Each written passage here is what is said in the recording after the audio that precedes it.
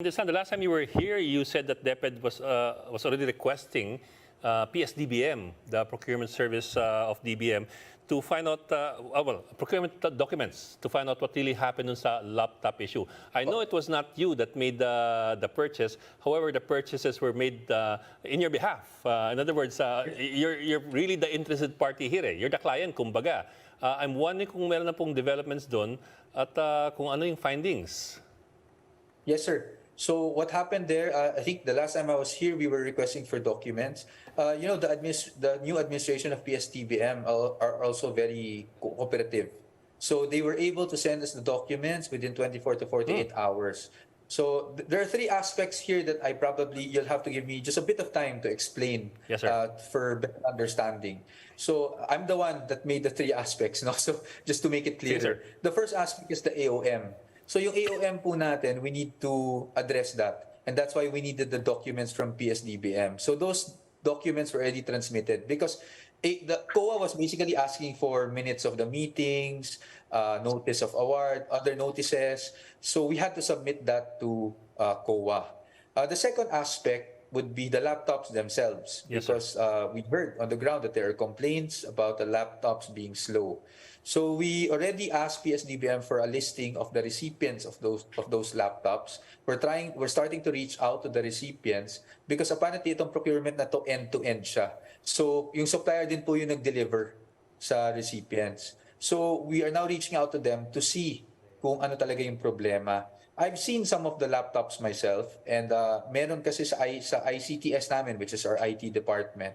Ang feedback po kasi sa amin, it's very slow when you turn it on because when you turn on a new laptop, you need to update your OS.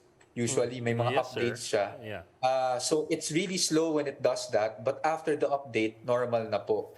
Now, whether this is true for all cases, we're not sure. That's why we want to check all the laptops. That's on the operational side. Because aside from the COA, we need to address also the operational side because our teachers are using these laptops. Now, what's the third aspect? The third aspect is we also want to know, as Department of Education, we also want to know what happened here or if there's anything we need to change in our own internal controls or whatnot. So we already submitted a request. I believe that was early last Monday to COA to conduct or to subject this transaction to a fraud audit.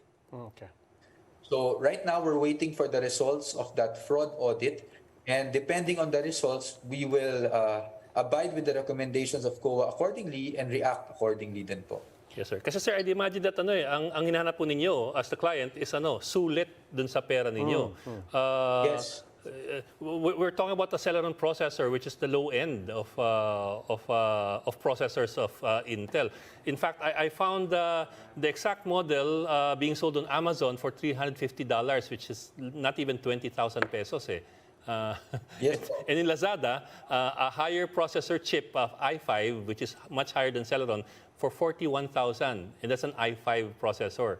It's the same model except that the processor is higher. So, yun po I suppose in the end po, the public is also looking at that. Kung sa tingin niyo, sulit ba yung pera ninyo? Kasi po, in the end, kayo yung kliyente. Kumbaga kayo yung may karapatang magreklamo rin Opo, tama po talaga kayo. And that's why we really ask COA for a fraud audit because we really want to know. Yeah. Because with pricing, there are statements being made na kasi may fluctuation non because there was a shortage of stocks. But for us, we want to know and we want a third party to come and investigate and through a fraud audit to let us know kung ano po talagang nangyari dito. Hopefully, yes sir. At kung mapatunayan po, ano mangyayari? Ibabalik ba yan? We'll have to look at the legal repercussions po, no? Sa atin kasi we want to know first kung may lapses din tayo on our part o wala.